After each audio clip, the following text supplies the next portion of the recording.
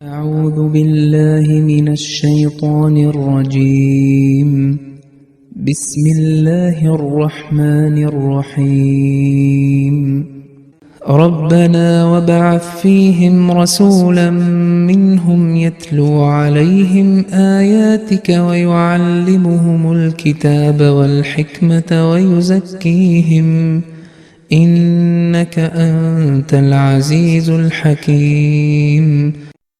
അസ്സലാമു വറഹ്മത്തുള്ളാഹി വബറകാതുഹു. സൂറത്തുൽ ബഖറയിലെ 130-ാമത്തെ വചനമാണ് നിങ്ങളിപ്പോൾ ഇവിടെ ശ്രവിച്ചത്. അതിൻ്റെ അർത്ഥം ഇപ്രകാരമാകുന്നു: ഞങ്ങളുടെ നാഥ, അവർക്ക് നിന്റെ ദൃഷ്ടാന്തങ്ങൾ വിവരിച്ചു കൊടുക്കുകയും ഗ്രന്ഥവും തത്വജ്ഞാനവും പഠിപ്പിക്കുകയും അവരെ ശുദ്ധീകരിക്കുകയും ചെയ്യുന്ന ഒരു ദൂതനെ നീ അവരിൽ നിന്നും എഴുന്നേൽപ്പിക്കണമേ. തീർച്ചയായും പ്രതാപശാലിയും അഗാധജ്ഞാനിയും നീ തന്നെയാകുന്നു. കഴിഞ്ഞ വചനത്തിലും ഹസ്രത്ത് ഇബ്രാഹിം നബി അലൈഹി സ്വലാത്തു വസ്സലാം കാബയുടെ നിർമ്മാണവേളയിൽ നടത്തിയ ഒരു പ്രാർത്ഥനയാണ് പരാമർശിച്ചിരുന്നത്. തുടർന്നും ഇബ്രാഹിം നബി അലൈഹി സ്വലാത്തു വസ്സലാം തൻ്റെ പ്രാർത്ഥന തുടർന്നുകൊണ്ട് പറയുകയാണ്: എൻ്റെ രക്ഷിതാവേ, ഈ സ്ഥലത്ത് താമസിക്കുന്നവർക്കിടയിൽ നിന്ന് തന്നെ മഹാനായ ഒരു റസൂലിനെ നീ നിയോഗിക്കണമേ എന്ന്. ആ റസൂലിൻ്റെ ആഗമനം കൊണ്ട് ഈ ആവശ്യം നിറവേറ്റപ്പെടും. കാബയുമായി എങ്ങനെയാണ് ബന്ധപ്പെടേണ്ടത് എന്ന് അതിലൂടെ ജനങ്ങൾക്ക് വ്യക്തമാകും. അവർ സത്യസന്ധരും ആത്മാർത്ഥതയുള്ളവരുമായ വിശ്വാസികളായും മാറും. എന്നാൽ എൻ്റെ രക്ഷിതാവേ, ഞങ്ങളുടെ സന്തതികളെ ഇവിടെ കൊണ്ടുവന്ന് താമസിപ്പിച്ചത് നിന്റെ നാമം ഉയർത്താൻ വേണ്ടി മാത്രമായിരുന്നില്ല, മറിച്ച് ഞങ്ങളുടെ സന്തതികളിലൂടെ നിന്റെ നാമം ഉയരണമെന്നും ഞങ്ങൾ ആഗ്രഹിച്ചിരുന്നു. ഞങ്ങൾ വെറുതെ നിന്റെ ഭവനം പണിയുക മാത്രമല്ല ചെയ്തത്, ഞങ്ങളുടെ മക്കളെയും ഇവിടെ കൊണ്ടുവന്ന് താമസിപ്പിച്ചു. അതുകൊണ്ട് ഞങ്ങൾ നിന്റെ നാമത്തിൻ്റെ ഉന്നതിക്കായി നടത്തിയ ഈ പരിശ്രമത്തിൽ ഞങ്ങളുടെ ചില താൽപ്പര്യങ്ങളും ഉൾപ്പെട്ടിട്ടുണ്ട്. നിന്റെ നാമം ഉയരുന്നതിനായി ഞങ്ങൾ ഈ മന്ദിരം നിർമ്മിച്ചു. അതിനായി ഞങ്ങളുടെ മക്കളെ ഇവിടെ താമസിപ്പിച്ചു. അതുകൊണ്ട് ഞങ്ങളുടെ മക്കളെ ഇവിടെ താമസിപ്പിച്ചതിൻ്റെ പിന്നിൽ വരാനിരിക്കുന്ന ആ പ്രവാചകൻ അവരിൽ നിന്ന് തന്നെ ആയിരിക്കണം, പുറത്തുനിന്നുള്ള ഒരാൾ ആകരുത് എന്ന ആഗ്രഹം കൂടി ഉൾപ്പെട്ടിട്ടുണ്ട്.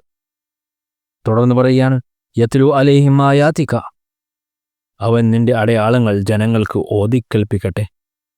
നിന്റെ അടയാളങ്ങളും മോജിസത്തുകളും, അതായത് അത്ഭുതങ്ങളും, അതുവഴി അവരുടെ ഈമാൻ പുതുക്കട്ടെ. അള്ളാഹുവുമായി ബന്ധം സ്ഥാപിക്കാൻ സഹായിക്കുന്ന തെളിവുകൾ ജനങ്ങൾക്ക് വിവരിച്ചു കൊടുക്കട്ടെ. തുടർന്ന് പറയുകയാണ്: വയുഅല്ലിമുഹുൽ കിതാബ, അതായത് അവൻ അവർക്ക് ഗ്രന്ഥം പഠിപ്പിക്കും. അതായത് ആന്തരിക ശുദ്ധീകരണത്തിന് അത്യന്താപേക്ഷിതമായ നിന്റെ ശരീഅത്ത് അത് അവതരിക്കുകയും അത് അവൻ ജനങ്ങളെ പഠിപ്പിക്കുകയും ചെയ്യട്ടെ.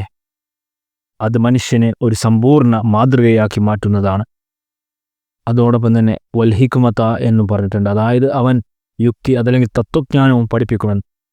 അതായത് പറയുകയാണ്: എൻ്റെ രക്ഷിതാവേ, ആ പ്രവാചകൻ വരുമ്പോൾ മനുഷ്യബുദ്ധി വികാസം പ്രാപിച്ചിട്ടുണ്ടാകും. അക്കാലത്ത് മനുഷ്യൻ ഒരു കുട്ടിയായിരിക്കില്ല. അവനോട് ഇത് ചെയ്യുക എന്ന് പറഞ്ഞാൽ ഞാൻ എന്തിന് ഇത് ചെയ്യണം എന്ന് അവൻ ചോദിക്കുമ്പോൾ കൂടുതൽ സംസാരിക്കാതെ ഇത് ചെയ്യേ എന്ന് പറയാൻ പറ്റില്ല. ഈസാ നബിയുടെയും മൂസാ നബിയുടെയും കാലത്ത് അപ്രകാരം സംഭവിച്ചിട്ടുണ്ട്. എന്നാൽ ആ പ്രവാചകൻ വരുമ്പോൾ അത് മനുഷ്യബുദ്ധി പരിണാമം പ്രാപിച്ച കാലഘട്ടമായിരിക്കും. അന്ന് ദാസൻ ഇത് ചെയ്യൂ എന്ന് കേൾക്കുമ്പോൾ വെറുതെ ഇരിക്കില്ല, മറിച്ച് ഞാൻ എന്തിന് ഇത് ചെയ്യണം എന്ന് അവൻ ചോദിക്കും.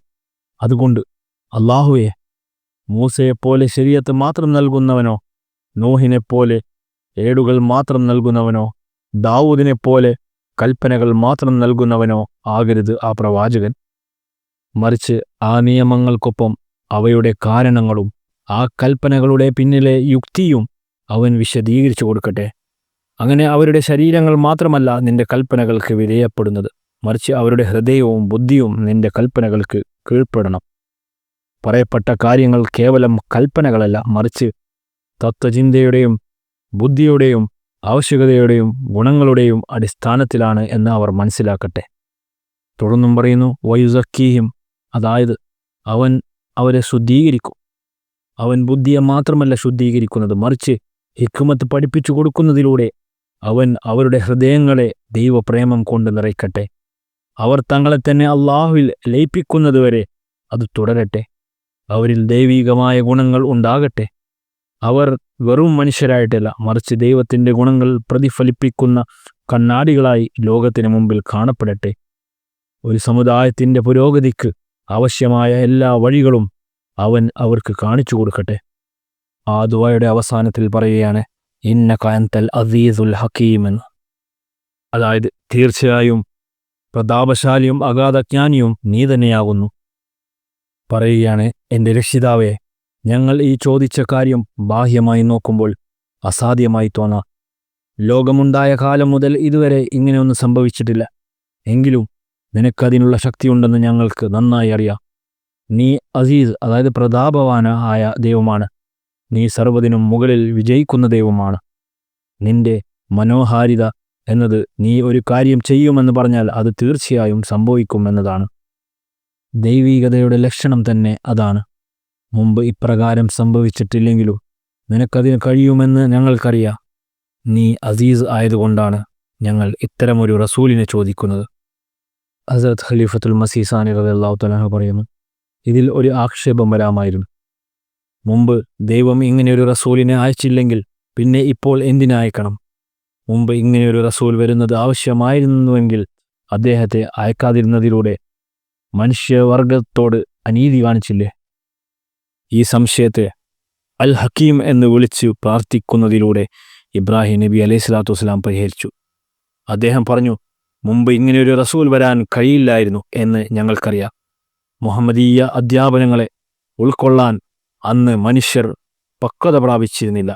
അതുകൊണ്ടാണ് ഒരു ഭാഗത്ത് അസീസ് എന്ന് വിളിച്ചുകൊണ്ട് ഇബ്രാഹിം നബി അലൈഹി സ്വലാത്തു വസ്സലാം ദൈവത്തിൻ്റെ ശക്തിയെ ഉണർത്തുന്നു. ഞങ്ങളുടെ ഈ ആവശ്യം യുക്തിക്ക് നിരക്കാത്തതല്ല എന്ന് അദ്ദേഹം പറയുന്നു.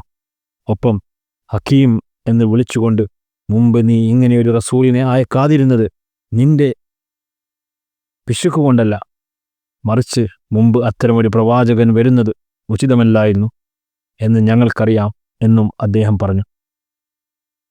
ഇൻഷാ അല്ലാഹ് ഈ ആയത്തിൻ്റെ ബാക്കി വിശദീകരണം അടുത്ത ദർസിൽ കേൾപ്പിക്കുന്നതായിരിക്കും. ജസാക്കുമുല്ലാഹു വ ആഖിറു ദഅവാനാ അൽഹംദുലില്ലാഹി റബ്ബിൽ ആലമീൻ.